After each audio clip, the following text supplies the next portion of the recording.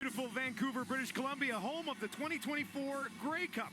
Tonight, though, it's where we wrap up the preseason with the Elks and the Lions. And after back-to-back four-win seasons, Edmonton, of course, looking to finalize a roster that can get them back to the postseason. On the other side of the BC Lions suits, contenders once again, and led by a guy who's coming off the best season of his career. First of all, it's great to be back. It is, isn't it? Get football kicked off. But yeah, I mean, we're going to see Vernon Adams for probably a quarter, maybe a little bit longer, according to Coach Campbell.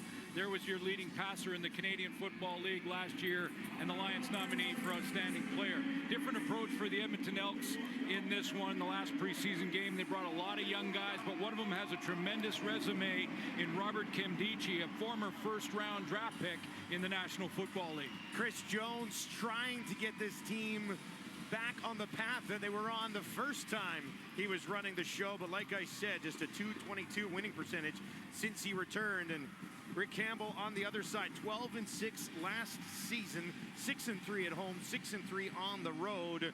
Dropped their first preseason game in Calgary last week by a score of 30-6. You are right, it is good to be back.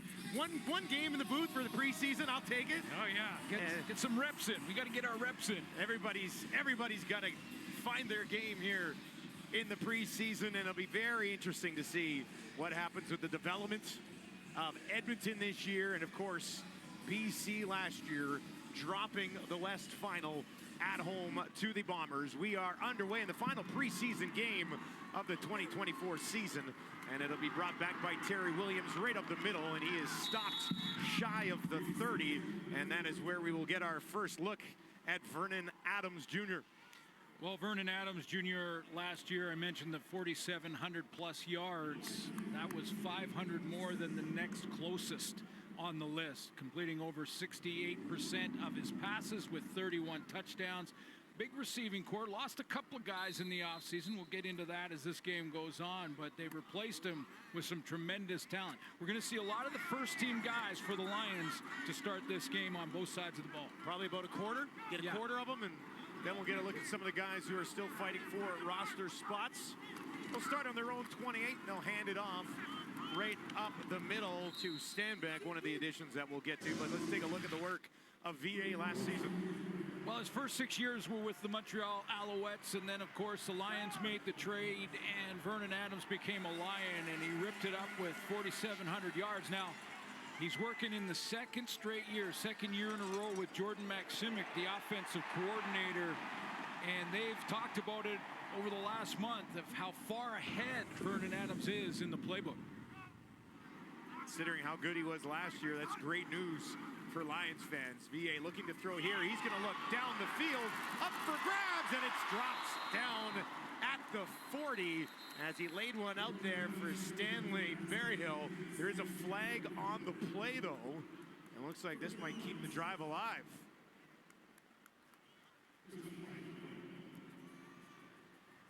Berryhill's jersey's been ripped kind of off the shoulder pads. I wonder if there was a grab down the field. Unnecessary roughness, Edmonton, number 94. 15-yard penalty, automatic first down. Eric Black hit with the unnecessary roughness. Starting at the edge of that defensive line, and that'll move BC up outside the 45.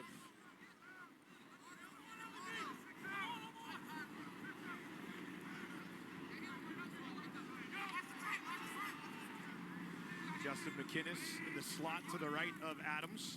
Looks to his left, throws to his left, out into the flat. He's got a completion and a first down on the far side to his fullback, David Mackey. Let's take a look at the journey for Vernon Adams Jr. Last year with the Lions, there's his close to 5,000 yards passing. Didn't play the full 18-game schedule, but then you look at the years in Montreal, 2019, just knocking on the door of 4,000 yards there. But he is the man here in Vancouver, no question. Team really excited, and so is the fan base about what he might be able to do this year. Not crazy to think that 5,000 yards is within reach of Vernon Adams. Down the field here, a little bit of contact.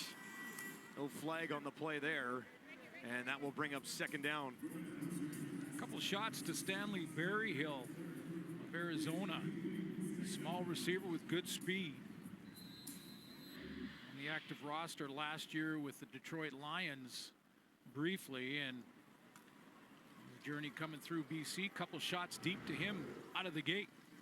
Vodrick Bynum made the play there defensively. Starting at halfback for this Elks defense. VA now over the middle down the field.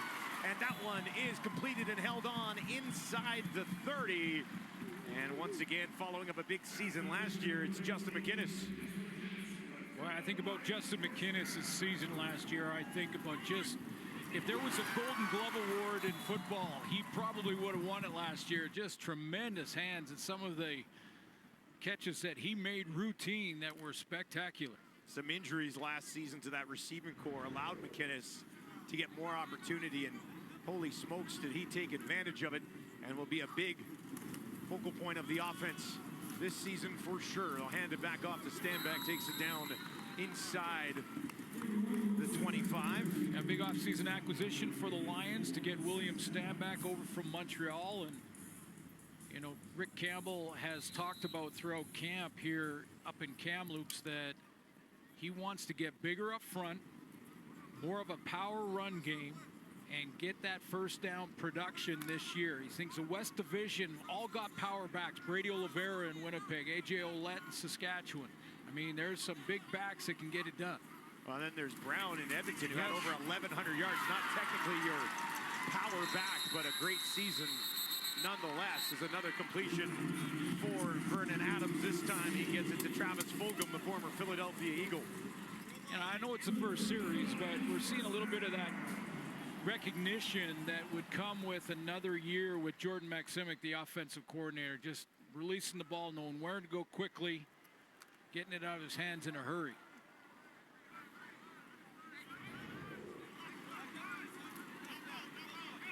Inside the red zone for the first time tonight from the 15.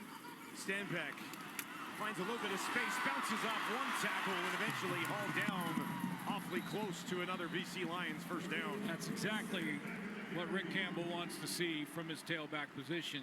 Taquan Mizell was cut coming into this year, was asked to put on a little bit of weight coming into training camp. He actually went the other way when he arrived at camp, about 15 pounds lighter than last year. The Lions decided to go in a different direction, brought in Stanback. Now they'll push it ahead for the first down. I think back to Stanback though, Dustin, when, you know, last year, I think last couple of years even, he's still been a tremendous tailback.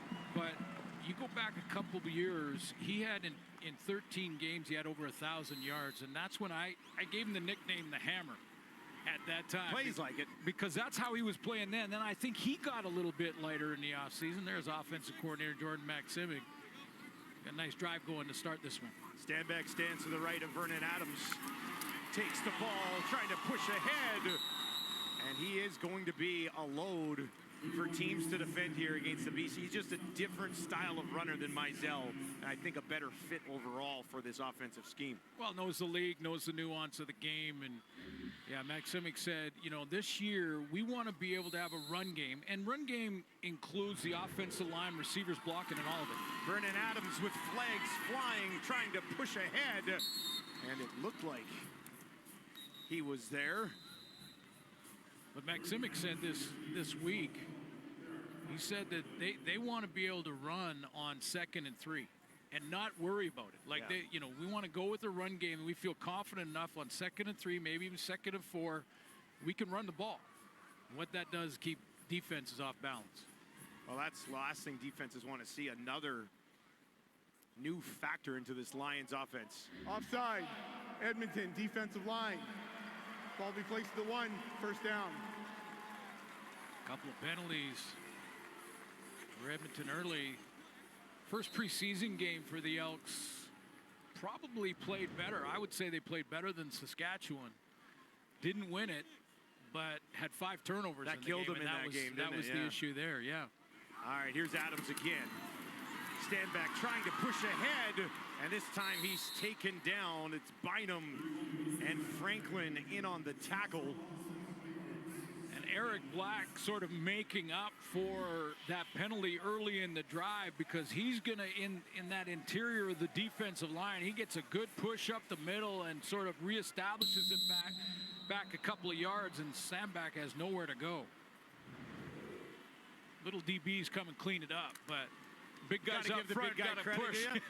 Well, it's good for him because he's taken 2 penalties already in this game, so big play there at the line. 11th play of the drive. Stanback again pushing through, and he's there.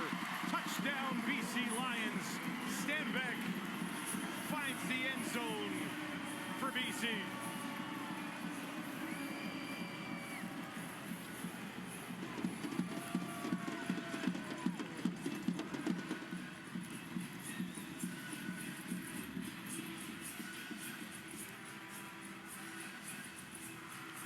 Basically the 3 yards Maxim's been talking about.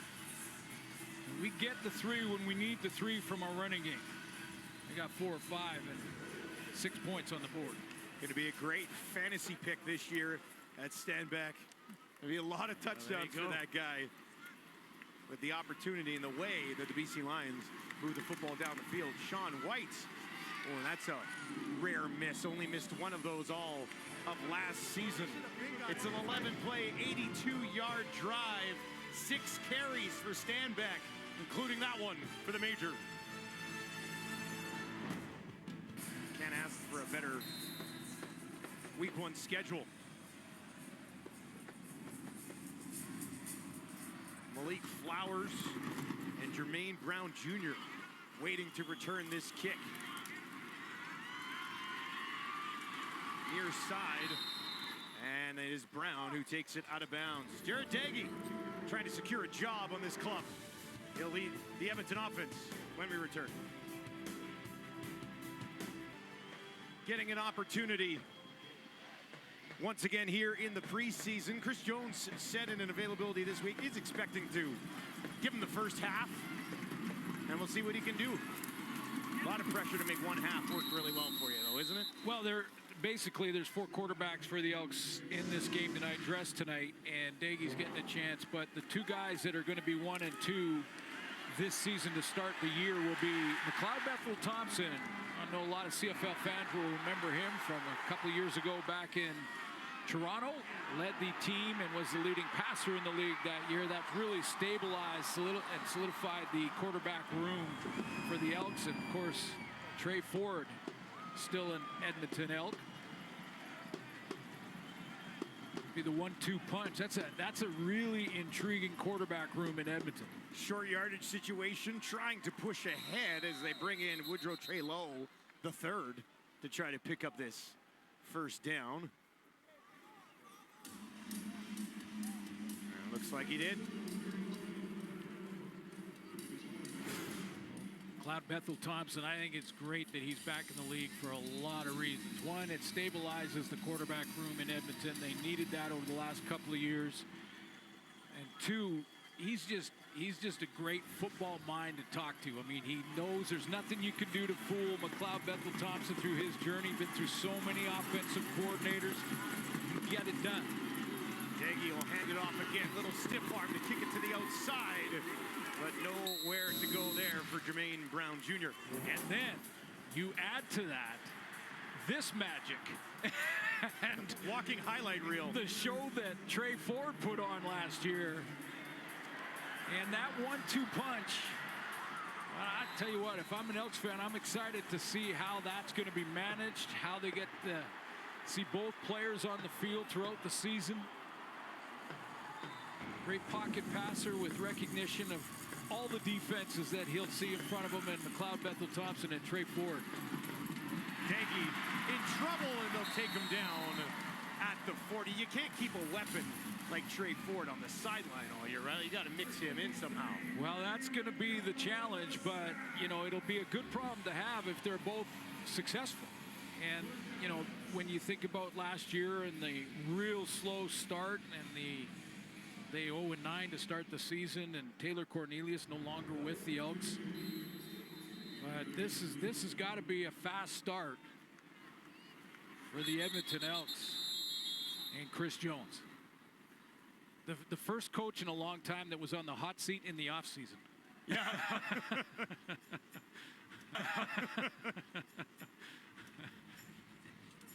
Now Chris Jones looking for a horse collar call, I believe here. Roughing the passer, BC number 40. 15-yard penalty, first down. All right, so roughing the passer will be the call. Looked like they had the conversation with Chris Jones, but had already had the penalty called on the field. Let's take a look at this. Well, the command center may have added some assistance here when it comes to player safety. Right there. Fouls, you know, like a high hit on the quarterback. Clearly, he still has the ball, so Jared Daggy, it's not a late hit, but the arm up around the neck and then the pulling of the back of the jersey. And in real time, the command center can help with the call of the officials on the field. Pete Robertson, the former Rider, flagged on the play, and now a completion. That'll go for a first down. Nice pass into the hands of Malik Flowers, trying to find a spot on the roster this year. Oh, rather, that's Smith. Dominic Smith. Yeah, we're going to do that a little bit. There's this preseason game, the Elks have 4 or 5 players that have doubled up in numbers. So we're going to go through, and all their young guys, so many of their starters back in Edmonton that the Elks, you're going to need a program. Smith had 3 games with Ottawa back in 2019, so a little bit of experience in the league. Now a completion on the far side, step out of bounds over there from Gavin Cobb. We know that guy, as he started to make a name for himself last year in Edmonton. Yep, University of Manitoba. Just over 200 yards, former 4th-round pick. So looking for Cobb to take another step in his development, his journey. And with that penalty, put the Elks in field goal position at worst. Now, coaches in the preseason will make different types of decisions. Game management might go for it on 3rd down when they wouldn't in the regular season, but just to see how players react. And, you know, I wanted to ask you this. Time out here called by Edmonton. When you have a camp for 3 to 4 weeks, how much stock do you put into the camp? How much stock do you put in a few reps that they'll get in the game? Well, everything's evaluated.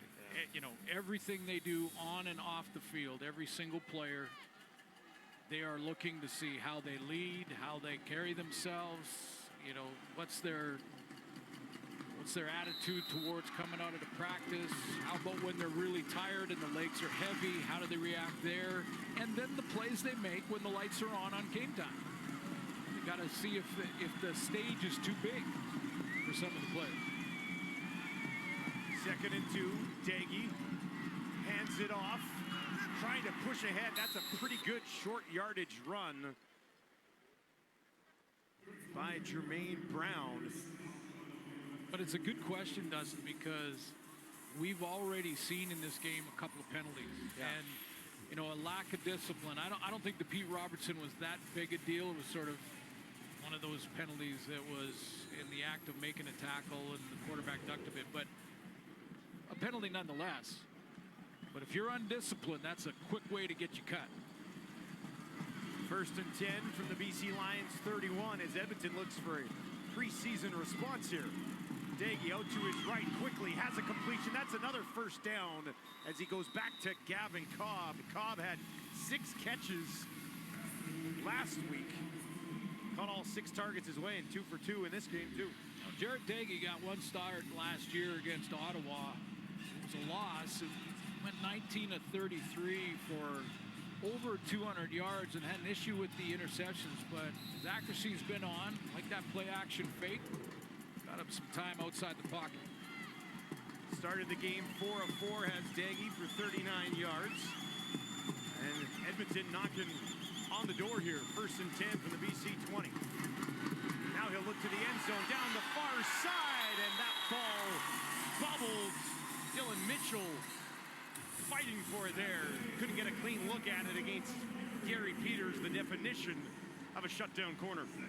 Dylan Mitchell wants to have a big year, doesn't he? I mean, he wants to show people that last year wasn't, the first year was more like him and last year was a blip because underperformed with the expectations going through the roof after that first year, and Dylan Mitchell, I expect to have a big season. Almost challengeable there. When Little you tug think on the about, shoulder, yeah, wasn't when it? you think about that right hand. Gary Peters. Daggy. Some pressure in his face. Looks to the end zone again. Drops it in there. And it's held onto. Went right back to Mitchell.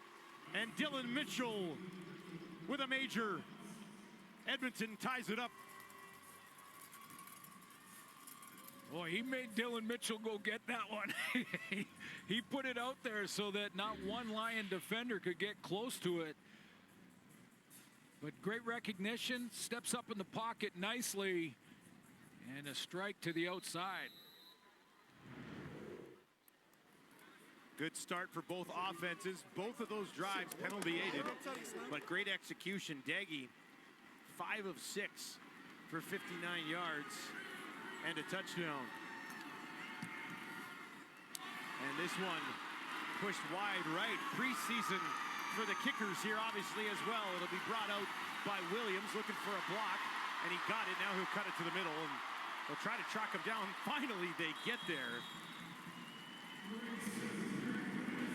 Dylan Mitchell, 4 touchdowns last season. He's got one here in the 2024 preseason as well. One of the few returning veterans in the lineup for this preseason game, but he knows what to do when the spotlight is on him. That's Dylan Mitchell, and I expect to see a ton of this throughout the season. He's a big play guy on the outside with great speed, and you're going to see a lot of that this year. I'm expecting a big comeback season for 17. Had a nice rookie season, had big expectations for last year, and they had Geno Lewis, Kyron Moore, some targets maybe taken away, but they would really like to see him explode offensively this season. Terry Williams with the return, 29-yarder, just shy of the 40. Dylan Mitchell, a nice move to get away from Gary Peters. Hangs on to it.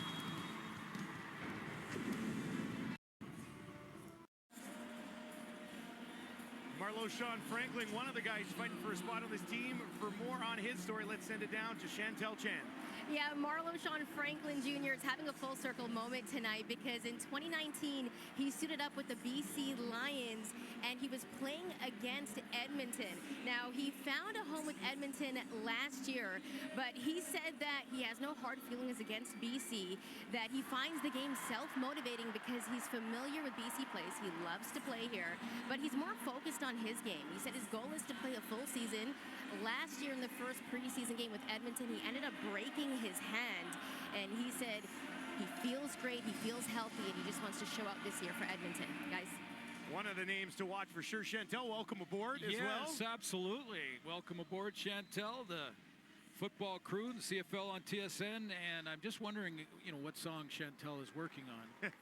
Well, 50 Cent is going to be opening up for the BC Lions, so I might hit you with some In the Club or something like that. Love it. Here's Adams under a little bit of pressure. Look at that footwork. Trying to escape. Will they get him from behind? They do. Ball pops loose, but I think it came out when he hit the ground, and they will blow it down just inside the 35. It was great footwork to just buy some time, but this is this is when in a preseason game the concern with playing your starting guy too long in the preseason. It's the risk-reward discussion. Yeah, it looked like that came out when his elbow hit the ground. Leon O'Neal Jr. out of Texas A&M with the initial pressure, then ended up tracking him down as he tried to escape the pocket. More time this time for Adams. Over the middle, midfield, has a completion, taking it down inside the 50. It's McInnes again, his second catch of the ball game. Alexander Holland's one of the veterans in the lineup here in this one, is going to come in underneath, and he's going to be the underneath guy. And that opens up over the top. See how it draws the linebackers underneath to Hollins, and that opens up Justin McInnes over the top. 28 yards to McInnes. Takes them down to the Edmonton 48 for a fresh set. Three options to the right for VA. This time he'll hand it off. Stand back right up the middle. And he's wrapped up and taken down at the 45. We are tied at 6 with 1 quarter in the books. Preseason action here between the Elks and the Lions in Vancouver.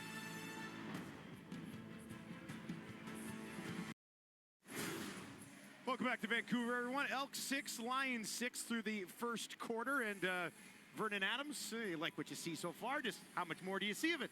Well, when I talked to Rick Campbell before the game, he said we probably see him a quarter, and if we have the ball going into the second quarter, that he might finish the drive, so we're probably looking at the last of him for this game, but he looked sharp. I mean, 4 or 5 was a good opening drive, finished with a major, and so did Jared Daggy. I mean, penalty aided to get a first down, but beyond that, for both quarterbacks, executing pretty well this preseason game. Second down is where we will start this second quarter. 2nd and 7 for the Lions. William Stanback with a touchdown on their first possession of the ball game. Adams over the middle again behind the intended target, and that falls incomplete. Looking for Travis Fulgham.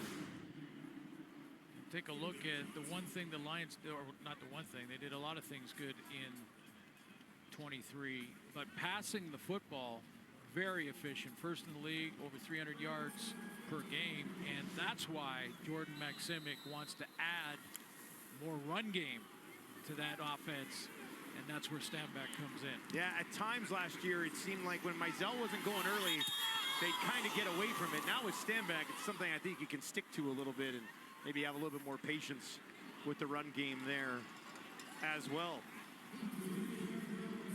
Well, again, we're going to see a couple different quarterbacks tonight for the Edmonton Elks. Jared Daggy gets beginning of the second quarter anyway. We may see a little bit of Cole McDonald in short yardage.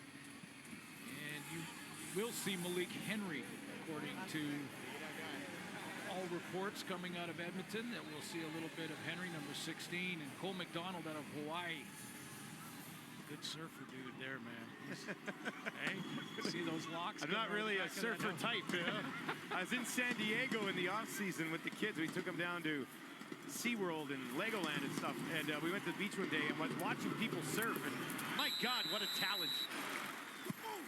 I went to Hawaii MVP in 2019 with that team in this conference, and I think the battle here is for number 3. We take a look at what Chris Jones is looking to rebuild, and I think when you look at that left side column, they've done a nice job in the offseason. Curly Gittens has worked with McLeod Bethel Thompson, great chemistry there. Javon Leake, we know what he did in Toronto, and Herji Mayala, who led the Elks in the preseason against Saskatchewan last week. Yeah, he caught all 6 balls thrown his way last week. Flag here as Mitchell comes back to the ball, trying to escape Gary Peters. He will not, but there is a flag around the 31. That was in the secondary.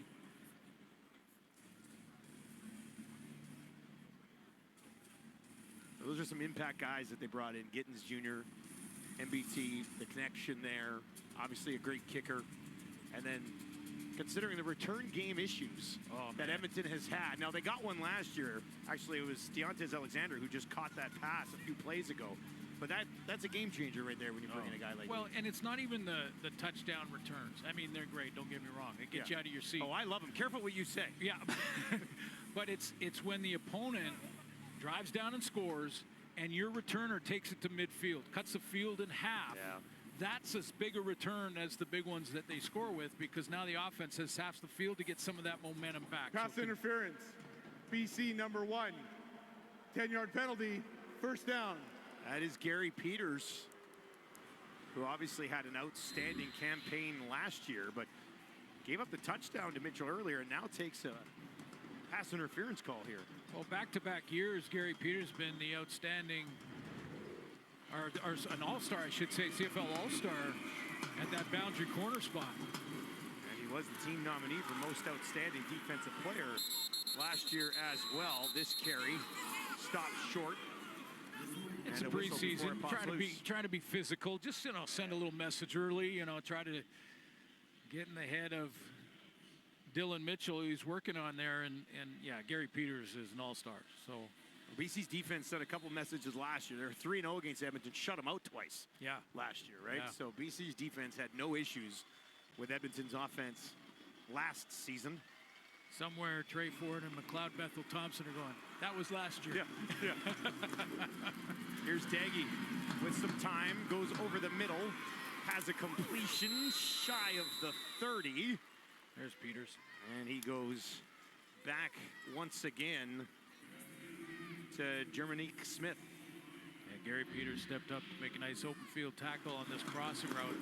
All the way across from the left side of the formation. Daggy hits him over the middle, and then big tackle there to hold him short of a first down. Second catch of the game for Smith. Not enough though, and it'll be booted away.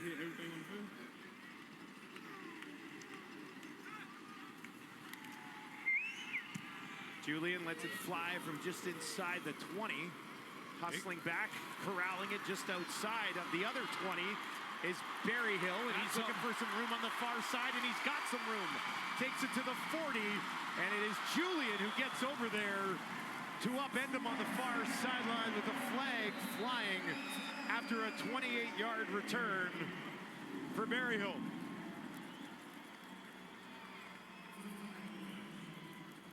That's what's great about preseason football, is that a couple of these young guys are going to jump off the page. They're going to make some plays and get you excited about newcomers coming to the league.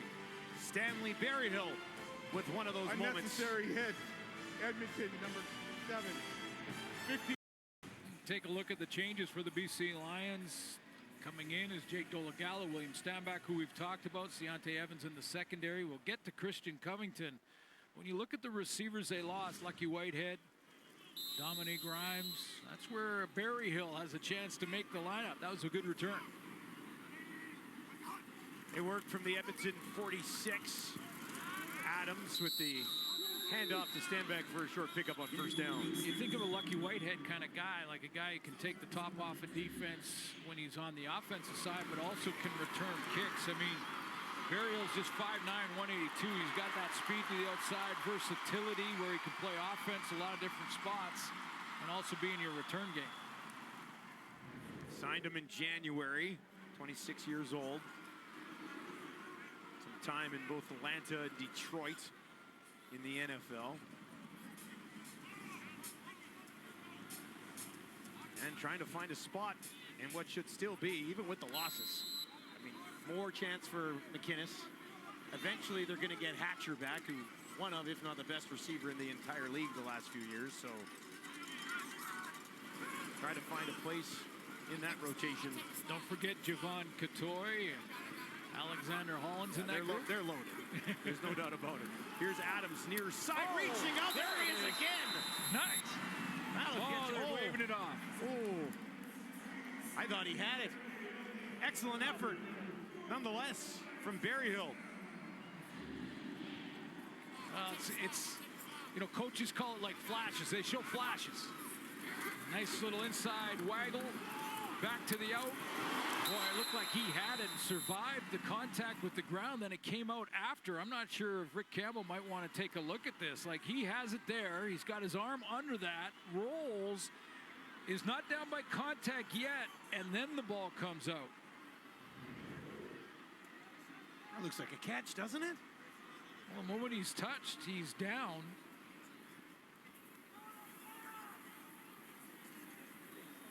The ruling on the field is a completed pass There at you the go. 32-yard line.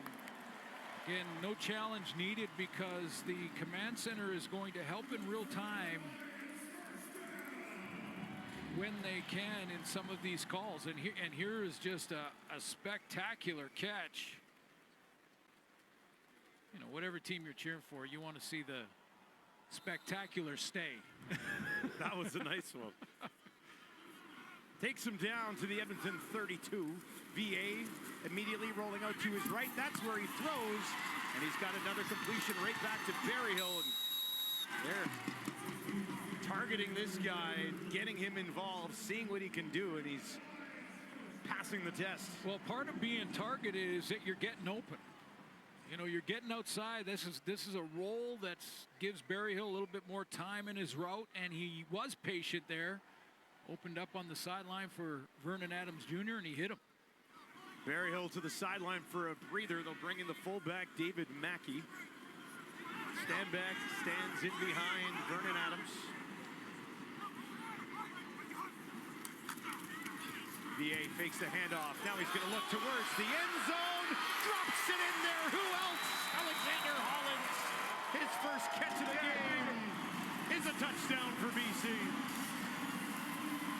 Okay, I think we've seen enough of Vernon Adams. What do you think? I mean, it's not up to us, but, you know, that throw was bang on.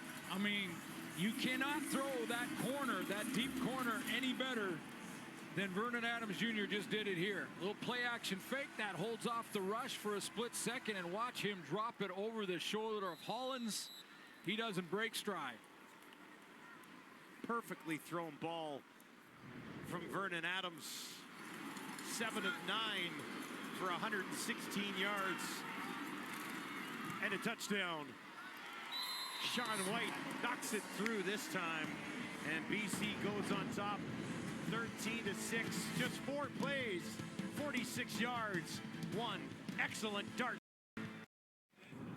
Well, you're not going to get a lot of opportunities in the preseason, so when you do, you got to take advantage of them if you're trying to win a job, and Stanley Berryhill doing just that. Yeah, you asked me just moments ago, what do you do in a short training camp, and what do you do to make the team? Well, when you get your opportunity, do this. Do this. He moved that ball down the field. Adams not hesitating to find him. And then, of course, a touchdown at the end of the drive to Hollins. Now a return cooking the other way. Good hard return there from the running back, Jermaine Brown. Yeah, you mentioned Kevin Brown didn't make the trip. A lot of starters for Edmonton didn't. See another, like Jared Daggy will get the first half possibly here. I've heard that we'll see Malik Henry out of Nevada, quarterback as well, as they would try to win that number 3 spot. Cameron Peoples in at running back right now. 4 receivers out to the right here for Daggy. That's where he goes. He'll try to set up a screen. Has a completion. Nowhere to go after it as he goes back to Dominique Smith again. Team leading 3rd catch of the game for Smith. For all these players, the other thing is if you don't make this current team that you're trying out for, you get on film and everybody else can see. Well, it's video now. Back in the day, it was film. Daggy down the field, far side. That's knocked up, defended well on the far side of the field by Ciante Evans, the veteran who is brought in this year for the Lions. 17 career interceptions for 17 as he starts this campaign with the BC Lions, and he's all over top this corner route. Trying to go back to Smith again, his 4th target of the ball game. 3rd and 9, and they'll kick it away to Berryhill again. Julian from the 32, towering kick, finally drops in at the 10. Returned back to about the 19 and no further this time around. BC Lions on top at home. Well, the job appears to be done for Vernon Adams Jr. tonight. Goes 7 of 9 for 116 yards and a touchdown. Now they turn it over to that man. Former Saskatchewan Rough Rider Jake Dolegala, who, you know, it's interesting when you get signed in the offseason as a free agent or traded or however you change teams. You've often played well against the team that wants to bring you in. And Jake Dolegala threw for over 400 yards against the BC Lions last year. Right here in BC, I believe. They'll hand it off there. So when you torch a team once, they say, let's keep tabs on that guy, I guess. Yeah, exactly. And you know, he's for over 2,600 yards and played about 65% of his passes. Just getting his feet wet in the league, really. After the Saskatchewan Roughriders lost Trevor Harris to injury, Mason Fine and Jake Dolegala kind of took turns in Saskatchewan. Did get some snaps in last week's preseason game, went just 1 of 7. He's hit here as he throws, and that is intercepted just outside the 50 as Dolegala picked off by Cordell Jackson, who had 8 interceptions last year in the IFL. Yeah, and when you looked at the numbers for Jake Dolegala last year in Saskatchewan, one of his issues were the interceptions. 11 touchdowns, 9 interceptions. You want to get that ratio to 3 to 1 if you can. I mean, that's the goal or the target, and he just has a guy in his face, well covered downfield, and sometimes you got to take the loss.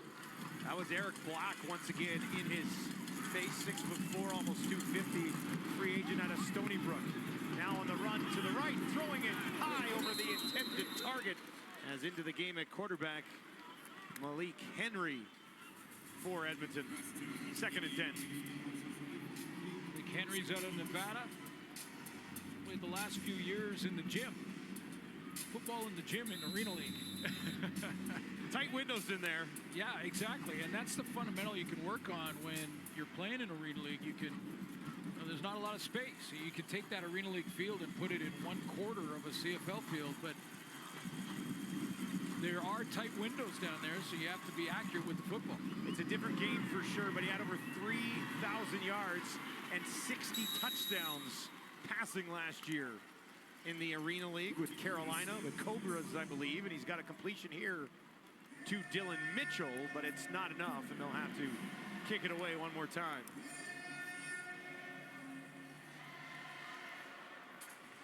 "25 years old, Henry, part of the Last Chance U television series as well. But you cannot go from smallest field ever to biggest field ever without some time for adjustment, you would think. Yeah, you think. Arena League field fits there. Berryhill shuffles to his right, has it bounce over his head, and that one will be picked up at the 1. Trying to get to the outside, not going to happen. He's wrapped up at the 5.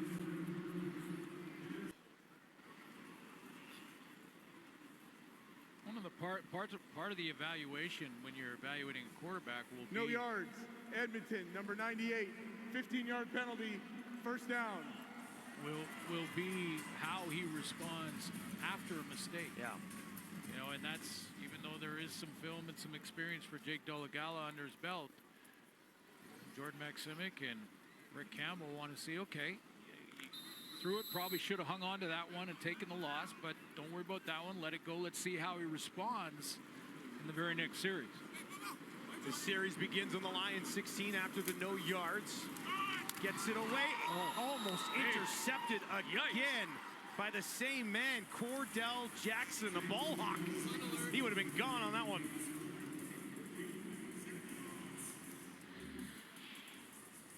Yeah, trying to hit this quick out here and a timing throw, and Cordell Jackson jumps it. We did everything but catch it, and he just walks in. Cordell Jackson, free agent brought in here, 2-time All-American. Now McInnes over the middle. He's got another one, and it's another big one down the field for a 1st down for Justin McInnes, his 3rd catch of the ball game. He's over 70 yards here tonight. That's just a good football play. You know, on time, nice throw over the middle. Well covered, too. I mean, that was pretty good coverage by Donnie Lewis over the middle.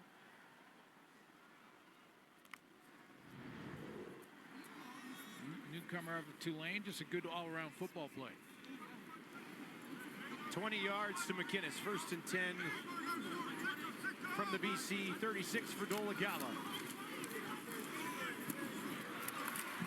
got a completion to Javon Katoy. Katoy getting involved for the first time today, and Dolegala starting to string a little something together here.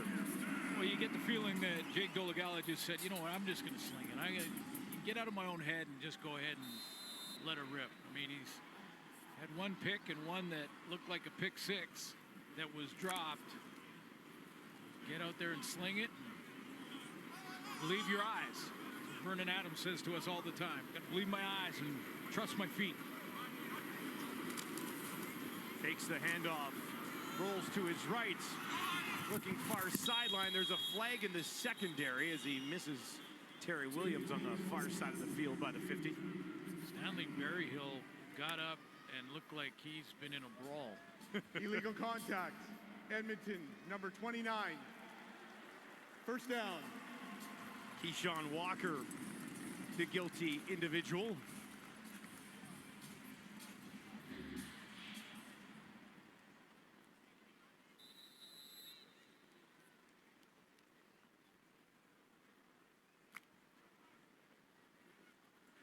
On the left side of your screen there, looked sorry, like. I got Justin McInnes at the top of your screen, 18, not 16. It was at the other side.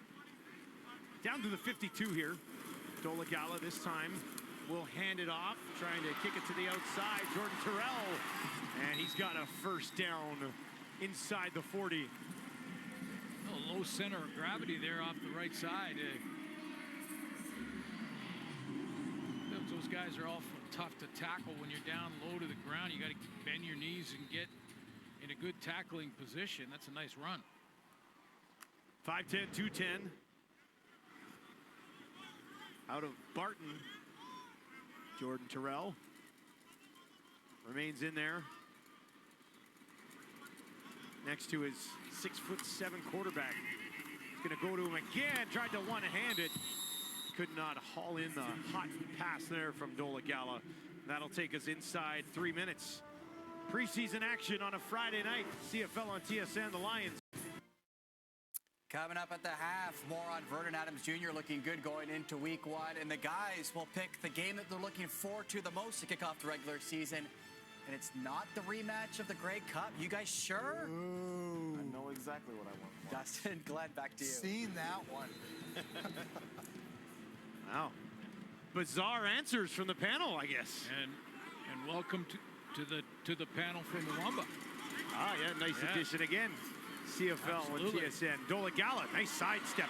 Now the big fella's going to take off.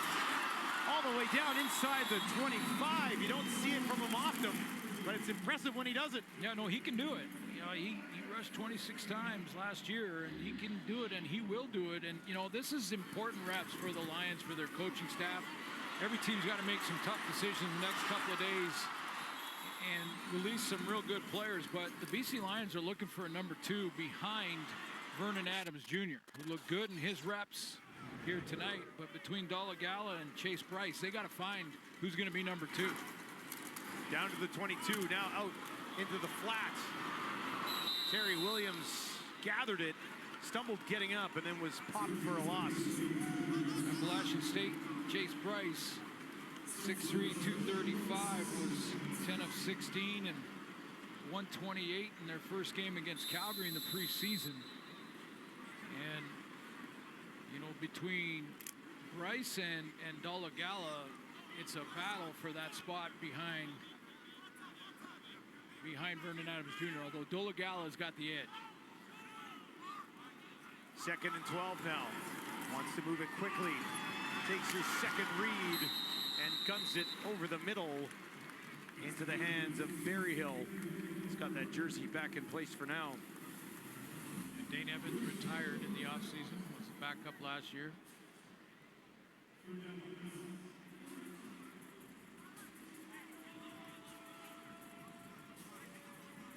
Third and 3. And this is the most solid kicker in the league last year in Sean White, the veteran. 94% of his kicks. Career high. Yeah. 38 years old. His last 2 seasons have been his best 2-year stretch of his entire career. 93.4% on field goals. since coming home and joining the BC Lions. Hammers that one through BC on top, 16-6. Yeah, they're good there. Yeah, they're okay in that part of the game, aren't they? Roland Garros round of 16 is underway. Tune in this Sunday at 4:50 a.m. Eastern, 1:50 a.m. Pacific to catch the world's biggest tennis stars as they take to the iconic clay courts of Paris, France. 93 seconds remaining here in the first half.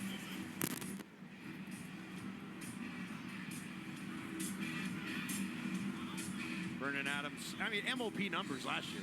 Just happened to be a couple of guys in Winnipeg who were obviously in that discussion out west here as well with Brady Oliveira and Zach Collaros.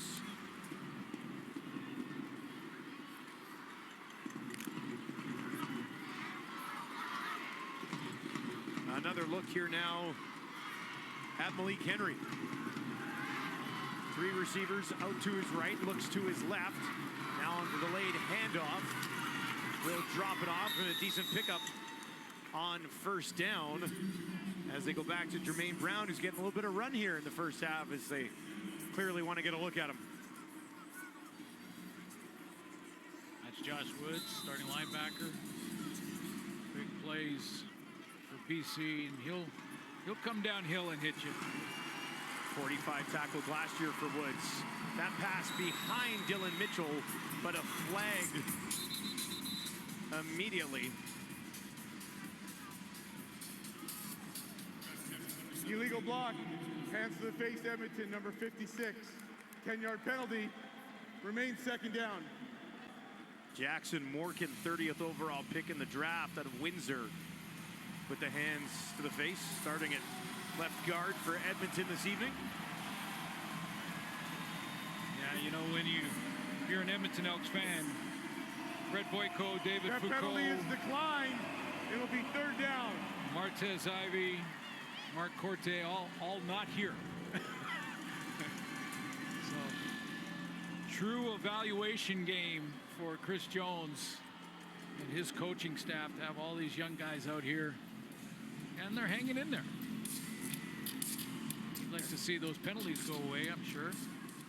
Good opportunity where they're getting matched up, at least at the beginning of the game, against BC starters, right? Yeah, So you can see what they've got against guys who are going to be starting and making significant impacts in the league this year. Probably the real evaluation tool you want. Yeah, make it as challenging as you can. If they can overcome it, bodes well in making the team. This kick bounces at the 29, backwards and then out of bounds. No chance for Berryhill on the return this time. Rick Campbell told me, too, before the game that everyone on the roster for the Lions tonight are going to see the field. They're going to play. He's got to make some tough decisions, too. Real happy with his Canadian content this year. Thinks his Canadian DBs are as good as he's seen in the league, is what he told me. Oh, wow. In his time in the league, and he's been here a couple of decades, Rick Campbell. So again, there's some flexibility there when managing the Canadian ratio. Still plenty of time here for Dola Gala as we near the end of the opening half. Far side, that one up into the air. Was looking for Terry Williams again, but Kyle Katz on the far side makes the play on the ball. Now, the one guy that I'm real excited to watch this year in the league is Javon Catoy, and just for the Lions offensively to have the former Langley Ram back, and just, I think last year kind of a breakout season, just shy of 1,000-yard year. I think he can blow the top off 1,000 yards if he's used and stays healthy. 57 catches last year. Everything he did last year, career highs for the big fella. Now this is caught at midfield and taken for a few more as they get it to Travis Fulgham. That's his second catch of the ball game. Yeah, at Old Dominion, and he runs a nice dig route. Remember, he dropped one earlier. See that little outside fake, patient on coming back and around to the middle and to that hash mark. Dola Gala hit him. 4-touchdown campaign with the Eagles back in 2020. Dola Gala gets that one out quickly as well. And that time, use the far side of the field to get it to Jeff Cotton for the first time today. LA Chargers practice roster out of Idaho for Cotton. Tackle was made by Tony Jones from Texas Tech. 20 games played in his career so far with Edmonton. Dolegala leading the receiver there, and Terry Williams is able to lunge ahead and catch it. And Dolegala moving the ball very well and quickly here in the final minute. Yeah, he's using the clock nice, good clock management, showing a little bit of that experience gained from his starts last year. Down to the Edmonton 32. Clock ticks inside 20 seconds. Dolegala with the pressure coming. Hit as he throws. Has a man near side, Berryhill. And he's able to step over and out of bounds. Tough throw with pressure in his face this time. Where that pressure came from. Right off the edge.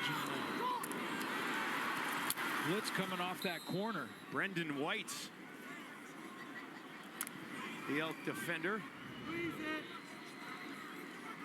Dolegala 8 for 12, 101 yards. Good chunk of them here in the final 60 seconds. 10 seconds to work with now. Dolegala heaves one up towards the end zone. A flag on the far side of the field as he was looking for Fulgham, working against Kyle Cass, who I think has taken the penalty here. Well, this was the strategy. Take a shot on the fade route. Illegal contact. Edmonton, number 45. Half the distance to goal.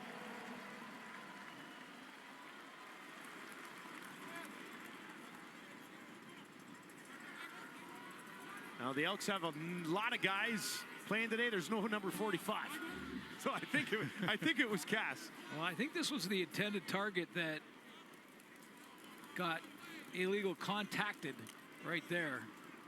Yeah, it was grabbing the jersey 43. That's Cordell Jackson, who had the interception earlier. Dolegala from the Edmonton 8s. Guns one in there. Williams with the catch and the touchdown. Bounced off a would-be tackler. Reset and found the end zone. BC adds to their lead late in the second quarter. Yeah, I was going to say the strategy with 10 seconds in the half to go was Dolegala throwing the fade route. If you don't get it, you kick field goal. If not, they got the penalty and another first down, moved it closer half the distance, so you have time for that quick slant to be executed. And there was 1 second left if he didn't get in.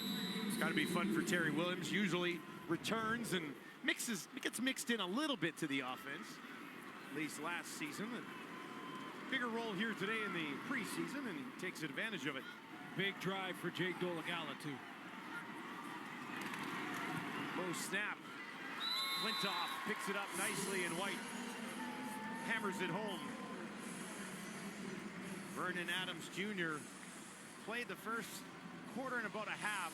7 of 9, 116 and a touchdown. Here's a look at his preseason resume. Yeah, took a couple shots early just to loosen up the defense a little bit, and then went to a couple of familiar targets. Justin McInnes with a couple of catches, and some big ones from Stanley Berryhill, who's shown some flashes, as the coaches like to say tonight. Nice touchdown throw to Alexander Hollins, and that was the end of his evening.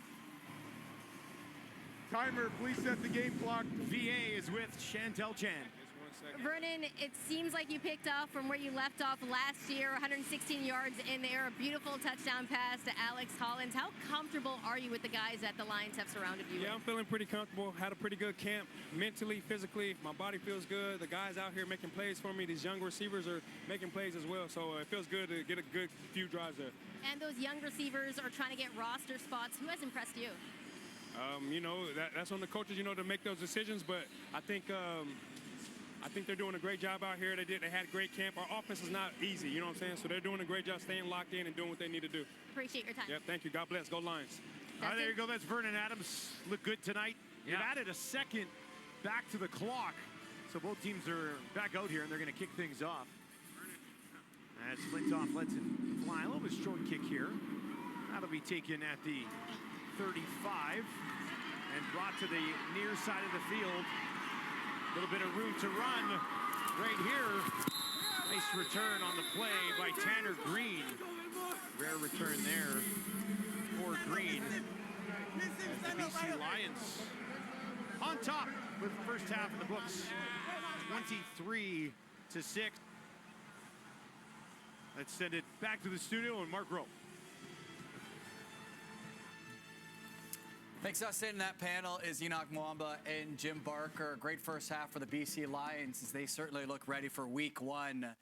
That happens next weekend. And, you know, Jim, you're really excited to see what William Stanback can do on this Lions team. And it's not just how good of a running back, but the type of running back that he is. There's no doubt. And I think in that first quarter, he showed why they went out and went after the best power back in our league. And here you're going to see him break a tackle, go up. It takes 3 guys to bring him down, and then they give him the ball on 2nd and 2, and he gets it in the end zone. The comment Glenn Suter made about Maximic saying he wanted somebody they could run the ball on 2nd and 3, not have to worry about it. And that's not easy to find. Stanback is one of the few guys, that's what he does well. So they've needed to become more physical. They needed to become bigger. I think on defense, they look a little bigger on defense to me. That's what they need to catch Winnipeg, and that's what this is about for them. They can play as great as they want during the year. If they can't beat Winnipeg in the playoffs, it's all for naught. Coach, if you look back at the last couple of years, this team, if there's one thing that they've been missing, and you talk about how close they've been to Winnipeg, one thing that they've been missing is a running game. And having William Stanback adds just that dimension to the game and makes Vernon Adams that much more lethal. And as a defensive player, I know that if I'm playing an offensive team that has a lethal quarterback like Vernon Adams, I don't want to have to deal with a guy like William Stanback as well. And so that's the challenge that they're going to bring to every defense that they're going to play. And again, you talk about beating the Winnipeg Blue Bombers in the playoffs, you're going to have to run the ball, and that is when he's really going to make his money. You were yelling, get him out of there. And in the regular season, usually that would mean he's not playing very well, but in the preseason, it means you're playing really well because you have seen everything that you needed to see from him. I've seen everything that I need to see from Vernon Adams. What I was really impressed by was his poise, his calm. I mean, this is year 3 on Coach Jordan Maximic offense. He should look like that, and he did. That's all I need to see. Get him on the bench. Get him ready for week 1. Are you impressed with how the Lions look so cohesive at this stage of the preseason? I am, with the young receivers, how they fit in, you know, so well. Barry Hill, you know, very quick and does a lot of things, and Fulgham, you know, they've complemented their group. And, you know, they haven't even got Javon Catoy involved. McInnes has had, 70, 80 yards in the first half. So their group complement each other. So I think give their personnel, Neil McAvoy and that crew, Ryan Rigmaiden, the credit for putting together a group that in there, I mean, like I say, this is their first game really playing together with VA, and they just seem to be so complimentary of each other. All right, the BC Lions will kick off the regular season against the Argos. Is that a game one of you two will pick as you look ahead to week 1? We'll have that after the break. Lions up big after 1 half against the Elks. It's so easy how it comes to me. I'm crushing all competition. Sauce 1, 2, 3. It's going down. I got my chips stacked high. Dealer shuffle the cards and let them fly. It's going down. Better place your bets. Push your stack in and chase success. It's going down. Bright lights on the strip. Trade the cash that you got for chips. It's going down. Couldn't run it all night playing hand after Game you're looking forward to the most, and I assumed one of you would say that rematch between the Blue Bombers and the Alouettes. That shows how little I know, though. Coach. No, you know a lot more than you think. Okay, then who are you going with, Coach? Well, the Grey Cup rematch is going to be great because I think they're 2 of the teams that, you know, they're going to be 2 of the front runners all year. But the game that I'm thrilled and excited and have been since I saw the schedule was a rematch of last year's opener when Saskatchewan went to Edmonton. They played it was a great football game. It ended up 17-13 in favor of Edmonton. I'm sorry, in favor of Saskatchewan, which kind of extended that streak. They then met again, and it was 12-11 in favor of Saskatchewan. This game, to me, is so important because you got 2 teams that did not make the playoffs, and both cities both franchises, both organizations expect to be in the playoffs every year. Whoever wins this game is going to come out of it feeling like, wow, we're on our way. But somebody's going to lose this game. And whoever loses this game is going to be set back a bit. Right now, Saskatchewan's rolling. They won 2 games in the preseason. They've looked good. They're just doing what they have to do. Edmonton, you know, they're struggling here again tonight. They're going to come into it out with an 0-2 preseason. They played a week ago in the preseason game. Again, Edmonton killed them, but they couldn't win the game. And I can't wait to see this one, to see, you know, just the way this whole thing plays out. And what the conversations will be like afterwards, especially for the team that ends up losing.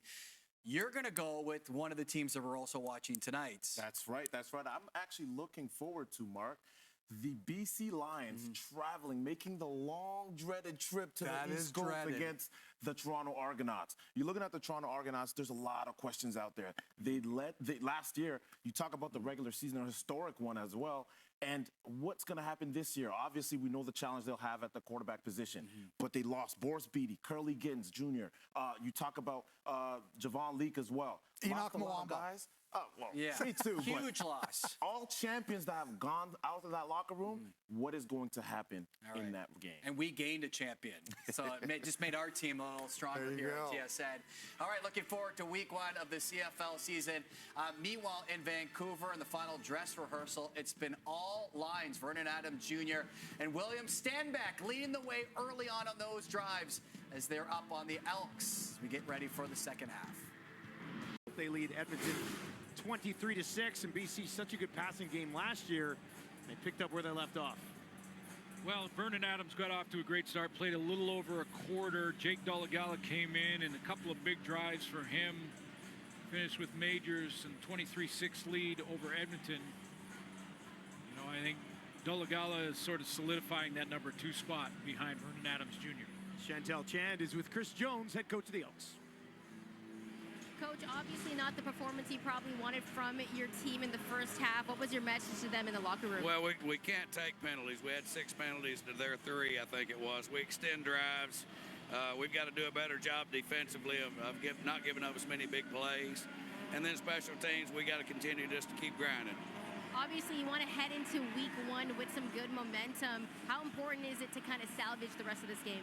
Yeah, I mean, again, we're here to evaluate. That's why this is not a regular season game. This is a preseason game. Certainly, we want to play better than we played, but we're here to evaluate our players.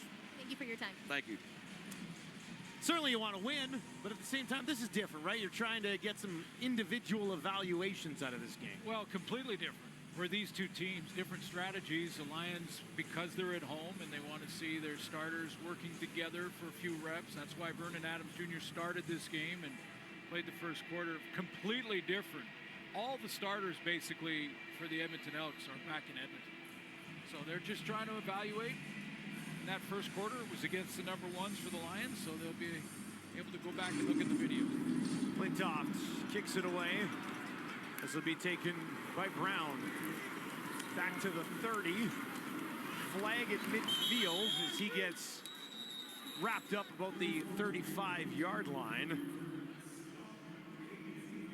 But what we didn't see in the first half for the Elks is someone... During the return, holding Edmonton, number 40. 10-yard penalty, first down. More of the penalties that Chris Jones just mentioned, and that'll get you cut quickly. But, you know, when you want to see a few players flash, and we saw that with the Lions and a couple of guys, and Coach talked about Barry Hill at halftime. So maybe it's Malik Henry getting his opportunity now that's going to show some things at the quarterback spot. Henry got into the game briefly in the first half, completed 1 of 3 passes for just 4 yards. So maybe a chance for him to settle in here. Expected to get a good chunk of the second half of this ball game is Malik Henry. Starts here on his own 15, and he's going to take a deep shot immediately down the field, and trying to reach back for it was Jermanique Smith once again, and he could not haul it in. Yeah, and when I say that, Smith made some plays in the first half, so you could say that he flashed a little bit, but I like the arm strength here of Malik Henry to just teardrop this up over the top. Good coverage downfield by Bellew, who the Lions are real excited about. One of the Canadian DBs I mentioned in the first half out of Laval. 26th overall pick in this year's draft. Henry out to his right, and he's got a first down as he used his legs to eventually get the ball to Travis Rudolph, but there is a flag in the backfield. Yeah, this may come back, and it's too bad because that's a nice play by Malik Henry for a couple of reasons. Holding, Edmonton, number 59. 10-yard penalty, remains second down. That's the center, Philip Grahovic. See Coach Jones starting to lose his temper a little bit with all these penalties, but watch the pocket management, first of all, from Henry. Manage the pocket, but keep your eyes up. Young guys want to take off and run right away. He keeps his eyes up, finds the receiver, all for naught, but a nice play to evaluate the quarterback and how he handled it. Tall task here, 2nd and 17. Henry from his own end zone, over the middle, and that one into no man's land, almost picked off by Patrice Rene. Wanted the deep dig route, and Rene, Adrian Green, and Bellew, the 3 Canadian DBs, he almost had himself a pick. Rick Campbell told me that, you know, with these 3 guys, I can play him at corner, I can play him at safety, might even be able to play him down close to the box in that Sam spot if we have to. Nice to have that versatility. Julian kicking it away from his end zone. Whoa. That bounces past Ravenel, and he is taken down immediately at the 50.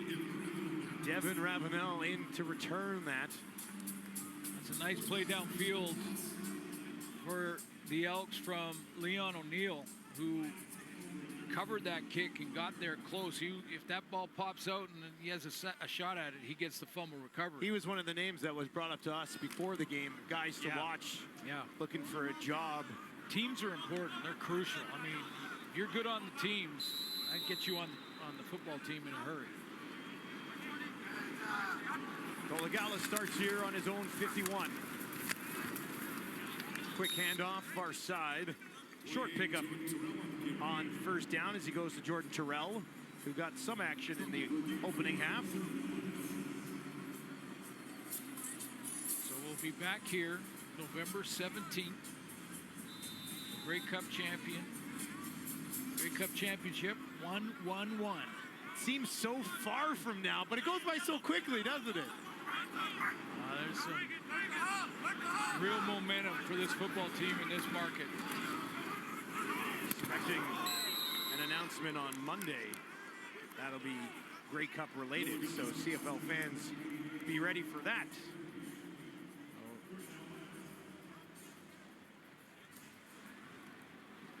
Former Saskatchewan Rough Rider DC, now working with Chris Jones, and he will call the defenses. Chris Jones has done that in the past. I heard Chris Jones during the preseason say it's weird for him to not be calling the defense. You know, usually he's always doing it, right?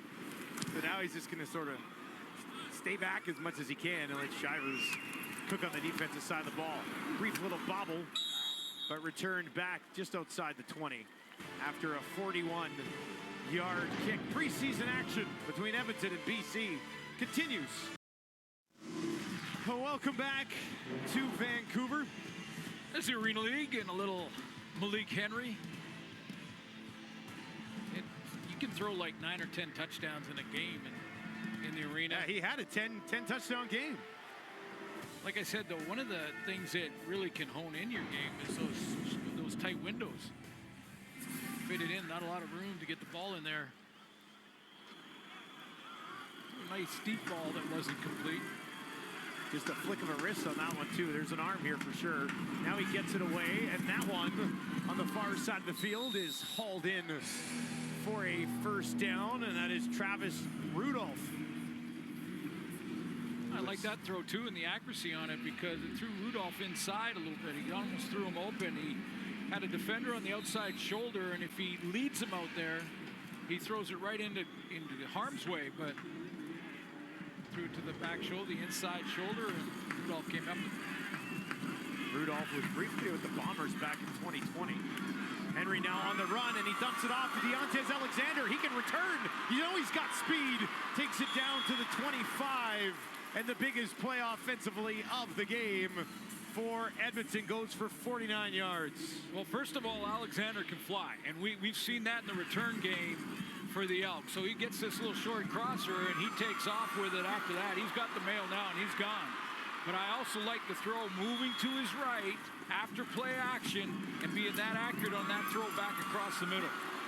Ronald Kent Jr. with a touchdown saving tackle. Takes him down to the BC 26 though. Flags fly here before the play can get off.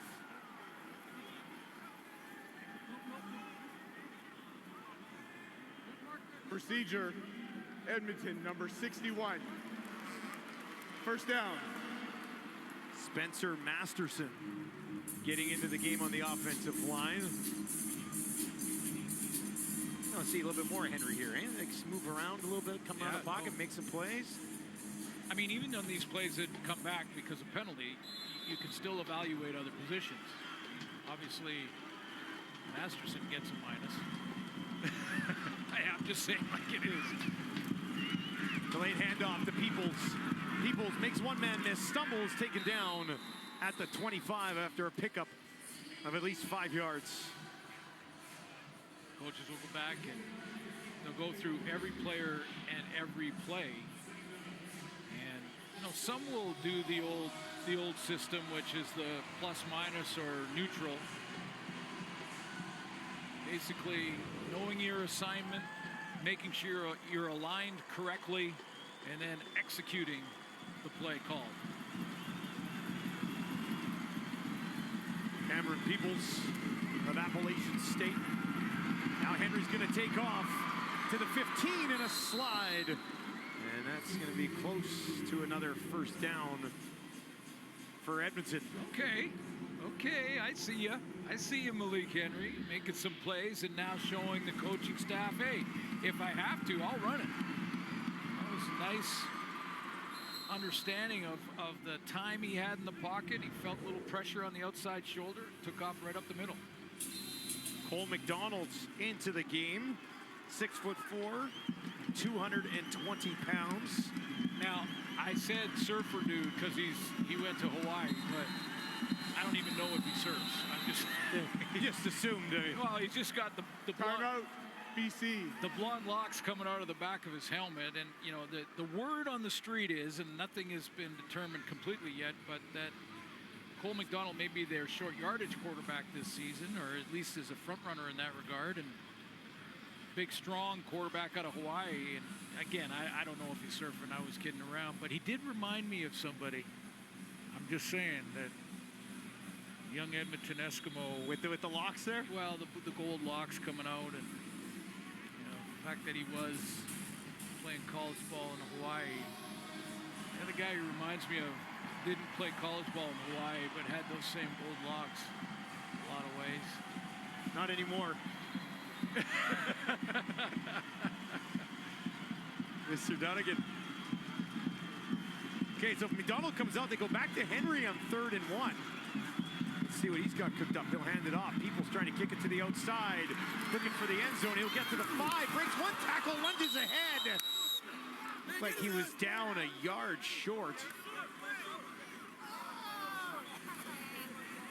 But a nice run nonetheless.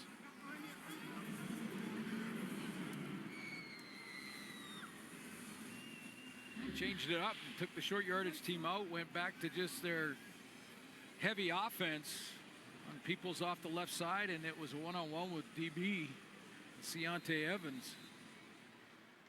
And hand down, no down at 1 yard line. Knee down on the 1. Set it up 1st and goal from the 2. Henry looking to lead a touchdown drive. They'll hand it off again. Trying to push his way in is Peoples. but he's denied at the 1. And they'll reset it and do it again, and McDonald now trots back out onto the field at quarterback for Edmonton. When I look at that, I looked at that replay. It looked like he went down, his knee touched the 1-yard line, and they put it on the 2. That's where they marked it. And had it been on the 1, the Elks score a touchdown. But he may have stepped out at the 2. McDonald, short yardage, 2nd and goal from the BC 1.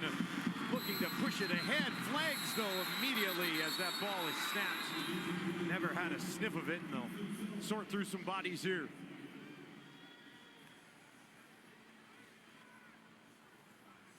Well, this happens quite often, and I'm always shocked by it because... Offside, BC number 73. I'm always surprised by it because anywhere else in the field, okay, you might not be able to see exactly what a yard off is, but with that big stripe there, you really should know when you're down on the goal line. Just keep your hand on the stripe. First down. Second time that happened today was on the other side earlier with Edmonton. Big white stripe right there. 10th play of this drive. McDonald looking to finish it. No room just yet. Bouncing to the outside. Wrapped up and taken down. Chris Cooper. Ronald Kent working on it together. I remember correctly last year, this was a bit of an issue for Edmonton early in the season when they started out so poorly and troubles down on the goal line, finishing drives, and very first game of the year against the Riders in Edmonton. Well, I'll tell you something, that's a heck of an effort by Cole McDonald. He was 1-on-3 there and almost got in there, but Ryan Phillips, young defense, held him out. 2nd and goal. They'll try it again. McDonald pushing ahead and once again falls short of the end zone. 3rd down. Well, he tried the left side on 1st down. Got turned away, tried the right side on 2nd down. Penetration outside there. Lions want to get bigger on offense and on defense. They want to be able to stop the run better this year and run the ball better. Ryan Phillips been working on that, and that's... Timer reset.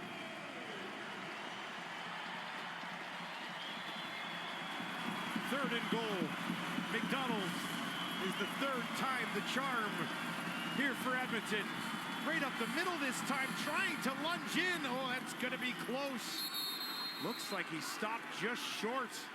And the BC Lions, not once, not twice, but 3 times, stuffed the Elks at the goal line. Edmonton could not find their way through. McDonald's.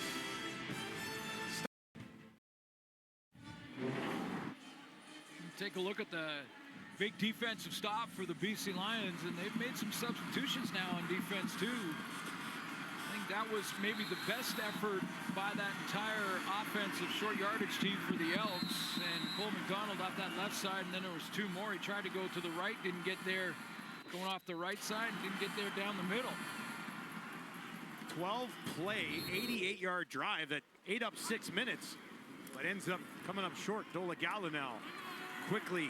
Boy, he's moving that ball. No hesitation. And he's got a completion on the far side of the field to Devin Ravenel. Interesting that Vernon Adams at halftime, talking to Chantel, said that we have a complicated offense. And so when the young guys are learning it this quickly in just a couple of weeks, it really bodes well for the level of intelligence of the players they brought in. Dolagala looks like he's executing it nicely after a shaky start. Through an interception, with a pick and almost a second one. 2nd and 1, they'll hand it off to Terrell. Needed about the 11. He's close.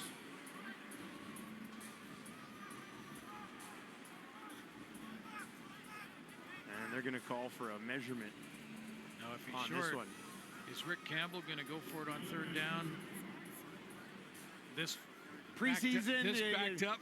Get some 3rd down short yardage reps in here.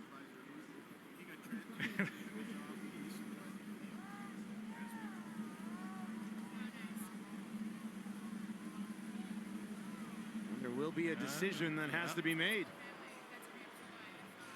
A couple inches shy. They're talking about it. They're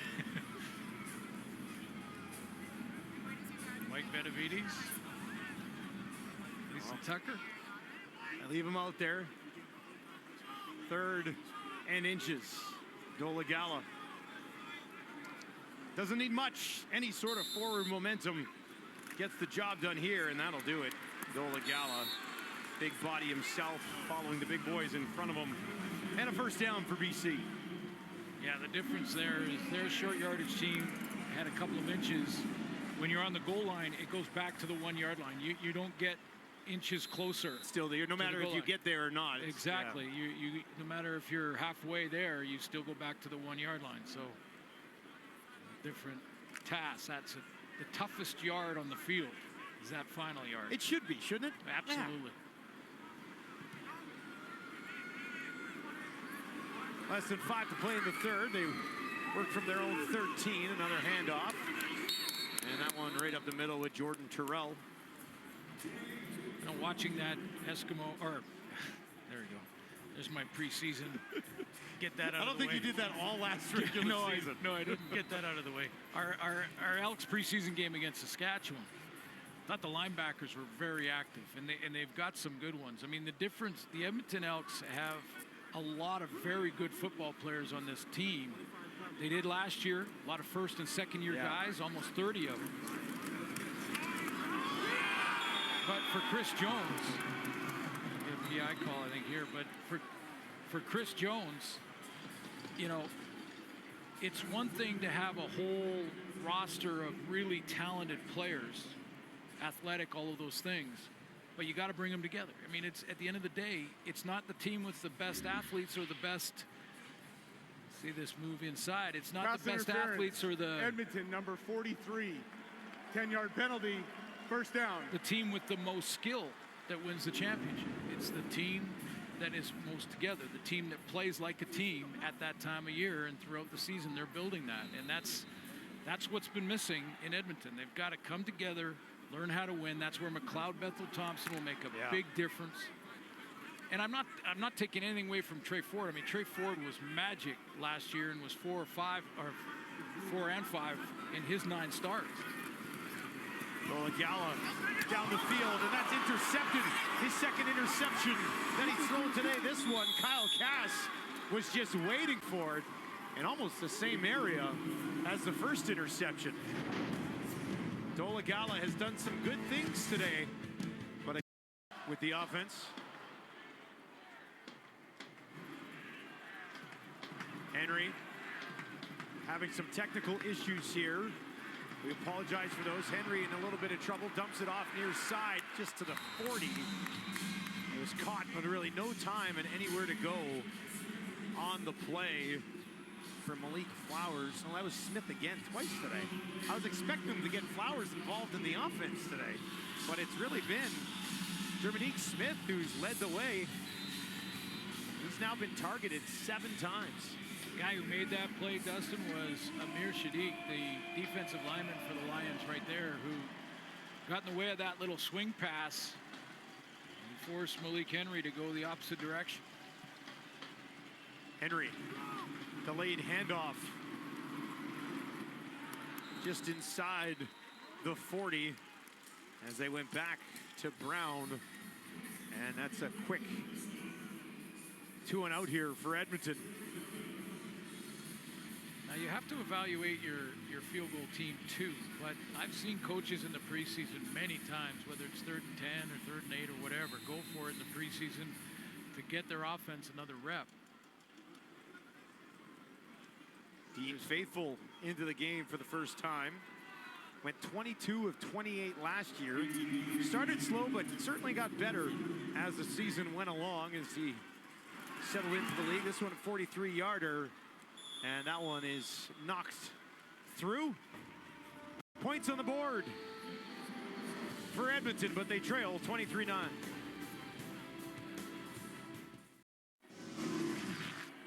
Christian Covington, almost 200 games in the National Football League. And now he's returned home. Local guy coming back to play for the BC Lions. Could make a big impact on the interior of their defensive line. And he is with our Chantel Chan. Christian, after 7 seasons in the NFL, you decided to come back home, play for your BC Lions. Was that something you always planned to do? You know what? It was never truly in the cards, but at the end of the day, I'm happy with this decision. I knew one day, eventually, I was probably going to entertain the idea of coming back home. So for me, this is just a dream come true to be able to come back to the hometown team, to be able to continue playing this game that I love. It's truly an honor. It's a blessing, too. I also heard a rumor that you dropped 25 pounds to get ready for this season. Why was that so important to you? You know what? I knew, I mean, honestly, I did that before I even knew that the CFL was going to be an option for me. I just decided to just take it on as a personal challenge this past offseason with regards to my training. And then, obviously, once I knew that the CFL was going to be in motion, I just took it upon myself to go even further, because at the end of the day, we all know that this is a passing league, bigger field, a lot more running. So, yeah, no, I know it's going to help out tremendously. All right, appreciate your time. Thank you so much. Guys. What an addition for the BC Lions, Jesus. Yeah, absolutely. And, Vancouver College in his high school days, and actually the first time in BC place, because it was Empire Field and they were fixing things at that time that he played in at Vancouver College. Nice show there. We got a new quarterback in the game for the BC Lions in Chase Bryce. But yeah, he's coming home, played his high school ball here. Of course, we know about his dad, Robert. Pretty good football player himself. He was all right. He was all right, I guess. He was good. 31 yards dropped in there from Chase Bryce to Devin Ravenel. And that's smart. And that tells you a little bit something about Christian Covington too, that he knew that it's a different game. He's going to have to work on the nuances. And one of the things was to drop some poundage. Look at Bryce, boy, he was scrambling around in the pocket. He gets taken down. To lose 25 pounds, to understand that the passing game, the yard off the ball, all the running that's necessary. There's a good look at he and his dad and just what they've accomplished so far in the journey for Christian, and he'll continue here. But I talked to Rick Campbell before the game and just asked about it. That was his dad's number 77 around his neck, and he said, no, this was not us asking and begging for him to come up and play with us. He wants to be here. He wants to be great here. He's looking forward to contributing. And if they want to get bigger on the D-line and better against the run, that's a good start right there. He's 30 years old. I mean, he can have a good career here in the Canadian Football League. Absolutely. I mean, Pete Robertson on the edge is 31. He's right in his prime. That play was called back. Bryce now throwing on the far side. Has a completion. And it'll be taken out of bounds there by Cotton. BC Lions leading 23-9. Preseason about to wrap up. Things begin for very likely going to be sold out. And, it's not a gimmick to bring in a big act and add it to that home opener. It's added value to the season ticket holder, and that's exactly what's going on. Anecdotally, my kids who are in that age group are pumped. I'm pumped. I'm 43. I was your kid's age when he came out. So as soon as I saw that, I believe they call him Fitty, as soon as I saw that Fitty was going to be here, I ran and checked my schedule, and I was like, I better be on this game or I'm going to lose it. And I'm very excited to say I will be here that night. Well, so it's an exciting year. I mean, the BC Lions are building. They have that opener. It's going to be over 50,000. Very likely sold out. I went on Ticketmaster today, and it's just up in the upper deck. And that we're talking the whole stadium, not just the lower deck.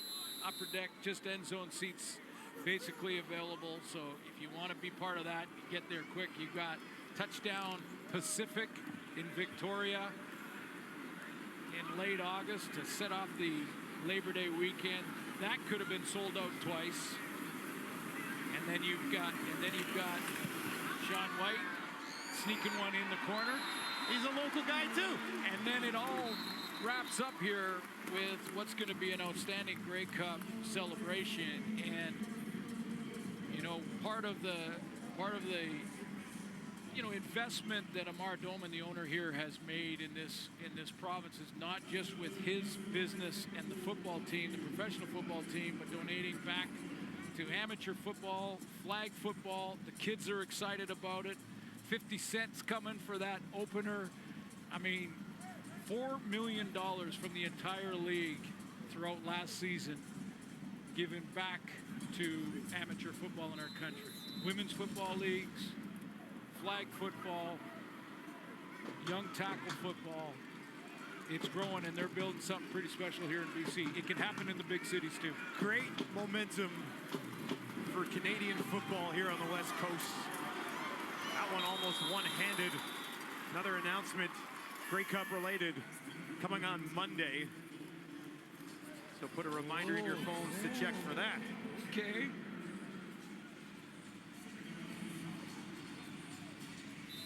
Yeah, no, it's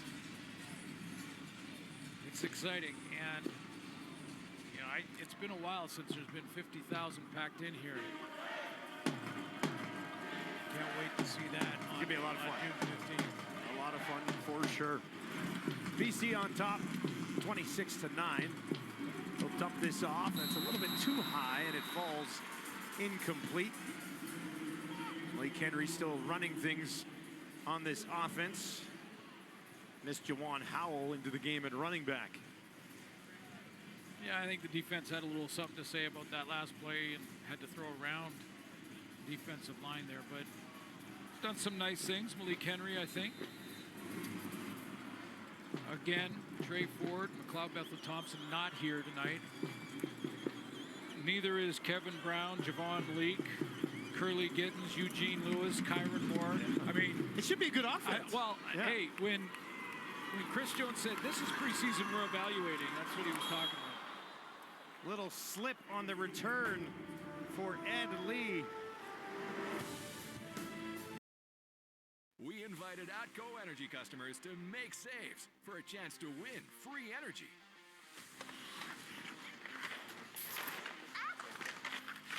There's an easier way to save on your energy bill. Visit atcoenergy.com. You're just too good to be true. Can't take my eyes off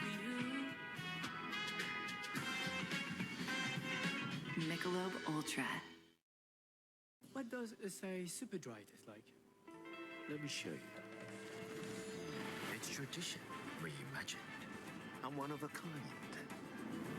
Also, it's super dry. Beyond expected. You're just too good to be true. Can't take my eyes off you. Michelob Ultra. BC Lions finishing the preseason strong.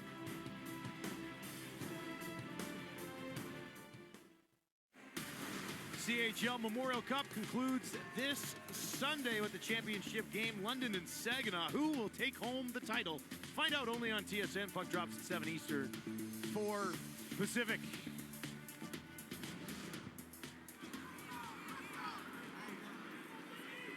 Chase Bryce, the 26-year-old, remains in at quarterback here for the Lions. Quickly get that ball out of his hands, and he finds Kieran Poissant for the first time in this ball game.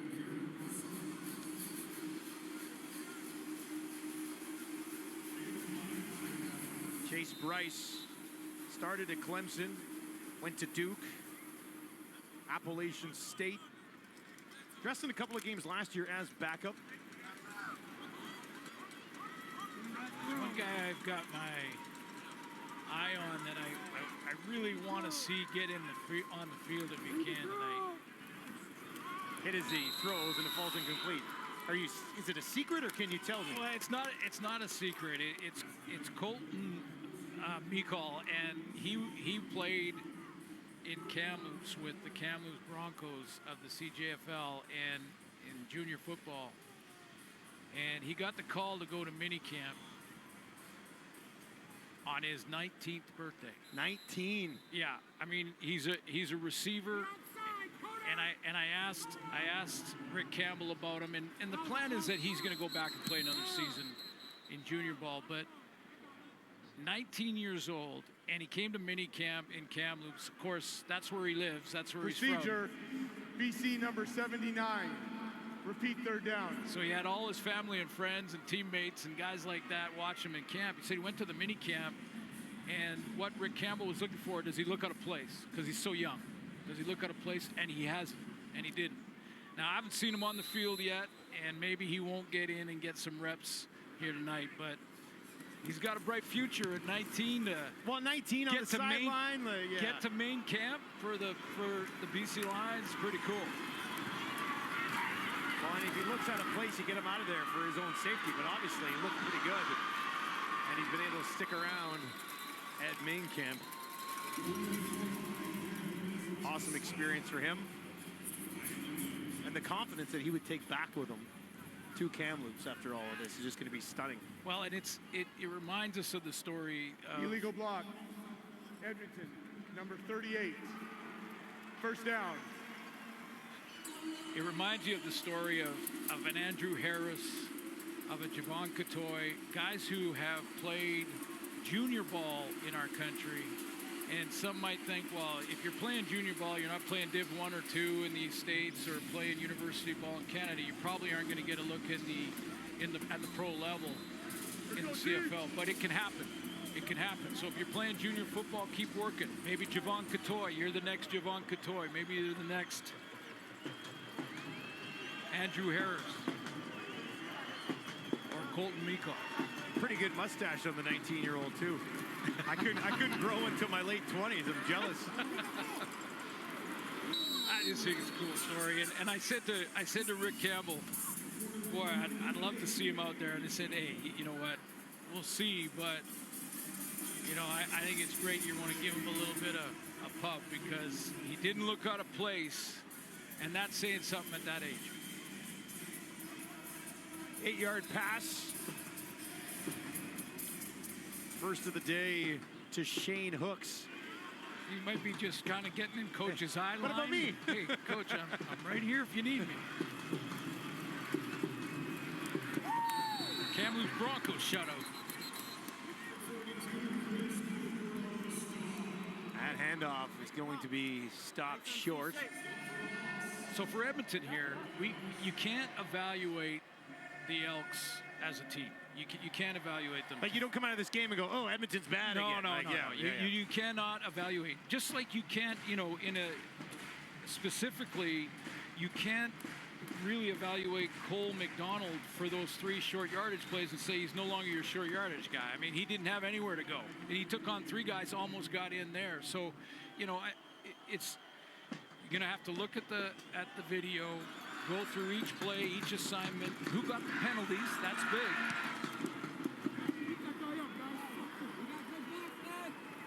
Ed Lee takes it at the 20. Return to about the 25 before he is Bryce. Back to the game for the Lions. Take a look at the Edmonton Elks draft this year in the #1 pick. Joe DeBlanco out of Cincinnati.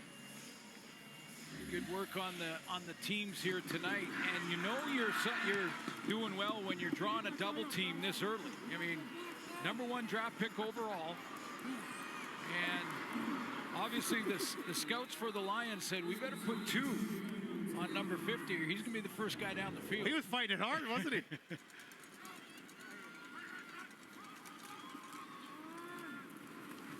Quick handoff here, coming through a hole, and that's a first down for Percy Ajay Abase.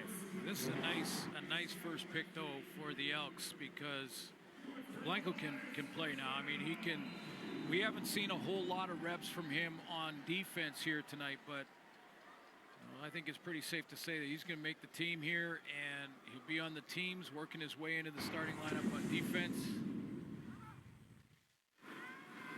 Rarity for the CFL draft, a guy with a little bit of NFL experience, a couple of stops, becomes eligible for the CFL draft. Chris Jones scooped him up immediately. There's a look at some of his college numbers. Yeah, that's pretty impressive. Looking at that number of tackles, and yeah, I mean,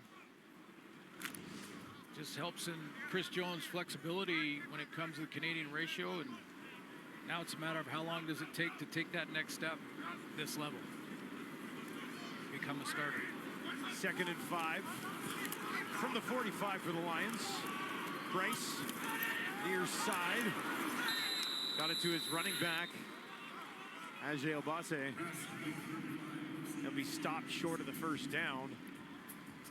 3rd and at least 2. Rick Campbell's going to punt the football away and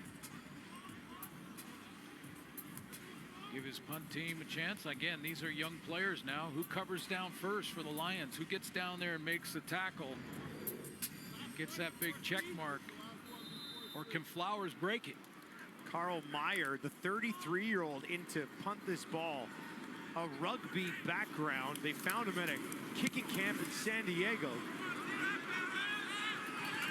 Solid boot, taken at the 15. And Brown Jr. returns it after a 47-yard kick from Carl Meyer.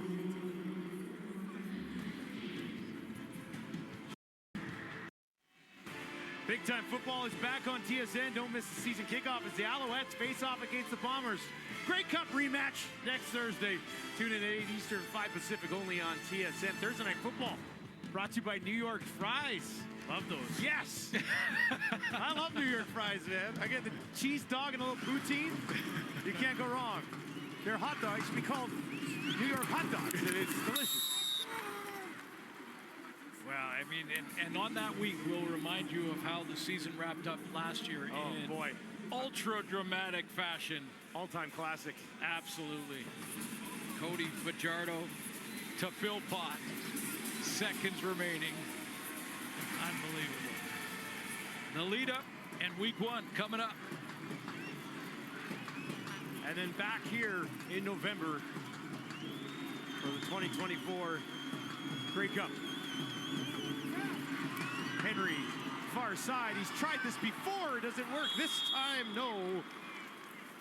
Trying to lay it out there. Even Jalen Sample, he was. Well, one of the question marks for Rick Campbell and his secondary is who plays for TJ Lee, who is probably out till mid-season. One of the guys that has looked good in the 2 preseason games has been Jordan Perryman. And he's in coverage there. He led the team against Calgary in defensive tackle, so he got involved physically in their first preseason game and has blanket coverage down the field.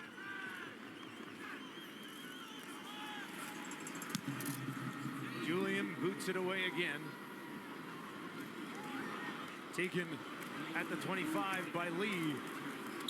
Short return, gets it just outside the 30 with 6:42 on the clock. That'd be a nice big plus for 2-7 down there. Final senior season in college at the University of Washington. TJ Lee will be back. Keon Hatcher will be back for this team. And Ryan Phillips. He's got a nice secondary, though. A good veteran group with Deontay Evans, Marcus Sales, and Gary Peters. That is a real nice projected mix starters. in a couple of younger guys. Yeah, Adrian Green probably at safety, Canadian possibly at at safety. corner. Yep. Nice to have him as a guy that you can move to either spot, too. We saw him there last year in a couple of different spots, right? Absolutely. Like what they did last year with their safety. Like Quincy Moget would play safety, but sometimes you'd see him down linebacker as well last year. So you get some versatile pieces. Edmonton's defense on the field right now, their secondary last year, I know we hit on it briefly a little bit earlier on here in the second half, but there was times they were starting 4 rookies last year in the secondary with some injuries. Usually it was 2, if not 3. So those guys more experienced this year and know the league question, now, right? No question. Darius Bratton, Kai Gray, you know, the veteran Lucas Purefoy not here. I mean, this is, you know, this is all talking about throughout the second half. And again, I mean, you want these are great football players, and yeah, they're the number 2s or 3s that are trying to make a spot on the club. But you know, as a coach, you expect a high standard of play. You know, I don't care who you're playing against. It's about what you do when you get your opportunities. So you want these young guys to perform. Some tough decisions to be made as the next couple of days roll around here. Scary thing with the Edmonton defense is that you could probably say the bright spot last year, Serezna and AC Leonard both had 12 sacks last year. Both those guys are gone. So you got to find a couple of bodies in the defensive line that can make an impact for you. Well, you have to every year. I mean, that's something that, you know, the Lions have to figure out a way to get 18 sacks without Matthew Betts. Matthew Betts. So that's, you know, Chris Jones is going to do that, and maybe it's by committee. You know, maybe it's going to be sort of a rotational deal where you're going to have to get a little exotic defensively, get some pressure from linebackers, things like that. Depends on your personnel when you finish those final cutdowns. What a nice one in Robert Kimdichie, too. Good reports out of Edmonton in camp so far for Kimdichie. Right over the middle.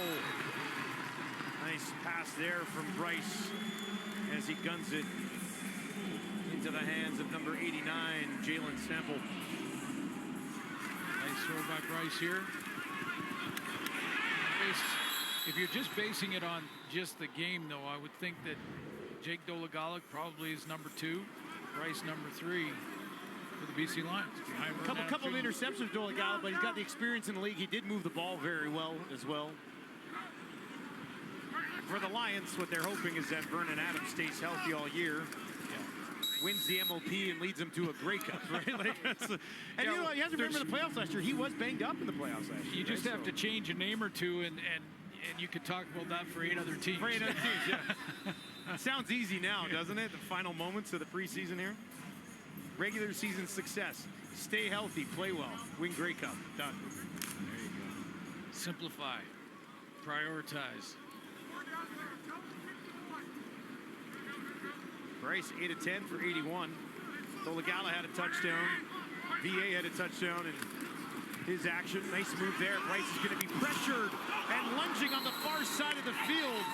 Intercepted, pressuring the quarterback, leading to that interception. Keyshawn Walker, who's been playing corner all night, steps in and takes that one away. Yeah, and that's a big one for Keyshawn Walker, because Walker, early in the first half, he's the guy that was in coverage on Alex Hollins on that touchdown throw from Vernon Adams. And, you know, again, trying to make the football team as a young rookie, you basically, okay, you got beat by a good play and a great throw from a veteran receiver. Now, can you come back from that and make a play of your own? And that's what Walker just did there. So that bodes well. It's nice when you see an athlete bounce back. Good pressure on Bryce from Joe Jackson. That one came out of there pretty hot. And that's just close to a first down. Big forward progress. Probably got him there. Interception late in the preseason. Evaluation season for both of these coaches who are going to have some difficult decisions to make over the next 24 hours, Suits. Very difficult. And, you know, it's one thing to talk about the A group, B group, and all that, but all good football players, and given the opportunity and in some cases some more time. You know, there's guys on the field tonight that the ball never came in their zone defensively. So what are you supposed to do? Yeah. Tough to evaluate. That one a little bit high. Speaking of evaluating in the preseason, we had not that we were evaluating tonight, but somebody somewhere might have been, and I mean passing grades makes the team. I think, eh? Chantel makes the team. There's no question about that. I think it's right out of the gate. I appreciate that, guys. Filling in for some big shoes for the Hall of Famer Farhan, so I had a blast with you guys tonight. Oh, good job tonight. I'm sure we'll see more of you. And, you know, sometimes when veterans aren't ready to work in the preseason, they get replaced, Farhan. Right? Got to be careful. Now we got it. And I know Chantel's been with the network for a long time, but new to us. Yeah. Rookie to us. So Enoch Mwamba We're in the studio. Nice to have him on board. And we've got, I think it's going to be a 50 Cent song from Chantel. So Mwamba, That would make sense. I know you're listening. Oh yeah, his turn too. Start That's working right. on those pipes. A lot of this tonight. I mean, if you wanted to evaluate Jake Julian, you know what you got in your kicker. He's been around for a few years now. And this one flies out of bounds.